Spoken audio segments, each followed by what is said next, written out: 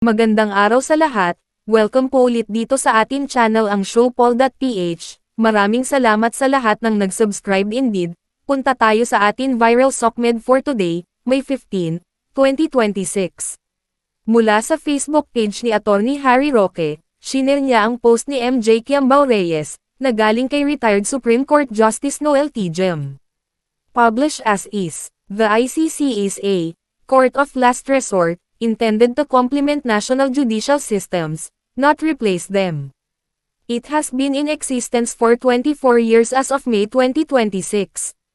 Approximately, 68 to 70 plus countries are not members including USA, China, Russia, India, and Israel as well as many other nations in Asia, the Middle East, and parts of Africa. The Philippines is no longer a member of the ICC. The Philippine Supreme Court is 125 years old and the highest court in the Philippines. The ICC is not superior than the Philippine Supreme Court. The ICC cannot overturn decisions made by national Supreme Courts. The ICC operates around national systems rather than above them, stepping in only when national justice mechanism fails. The ICC relies on voluntary cooperation. It has no independent police force to execute warrants. As of May 14, 2026, no incumbent senator of a nation has been officially surrendered or renditioned to the International Criminal Court to date. If Senator Bato is renditioned to the ICC without due process under the Philippine Constitution and without approval of Philippine courts, it will be recorded in the Guinness World Records as the first of its kind.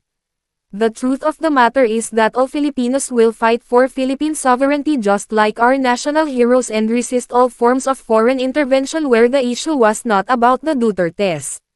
The ICC-DRUG war complaint is a pretext and mere subterfuge. It could have been prosecuted before Philippine courts which are actively functioning. Dagdag pa ni retired Supreme Court Justice Noel T. Gem. Nais ng makapangyarihang mga aktor sa politika, parehong banyaga at lokal, na alisin ang mga Duterte sa politikal na usapin.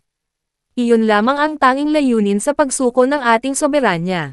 Ang pagkukunwaring ito ay ang ating pambansang kahihiyan.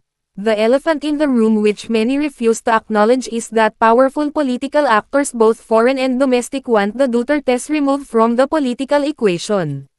That is the sole objective in surrendering our sovereignty. This pretension is our national shame. This hypocrisy is our national ignominy. Retired Supreme Court Justice Noel T. Gem. Panoorin ang buong paliwanag ni Attorney Neil Abayon sa kanyang YouTube channel at mag-subscribe. E-follow ang Facebook nila Harry Roque at MJ Kiambao Reyes. I-click ang mga link sa description box.